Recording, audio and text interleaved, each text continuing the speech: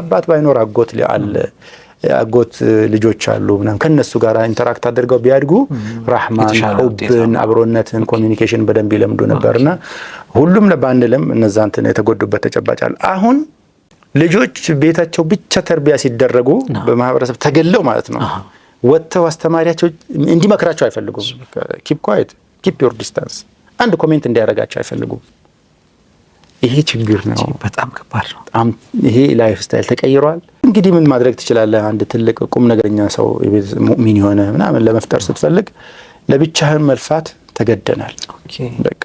በቃ ስለማይፈቅድ ማንንም ሰው ያንተ ልጅም መድረስ አይፈልግም ጣልቃ ገብነት ይመስላል አንተም ጣልቃ ገብነትን አትፈልግም አራትም ልጅ ይኖር አምስትም ልጅ ይኖር ታግለህ ቅድም ያልነው ቁም ነገረኛ ልጅ ለማህበረሰብ ለማበርከት ልፋቱ ብቻ ሆኖታል አንተና ሚስትህ ብቻ ሆናችኋል ትግሉ የምታደርጉትና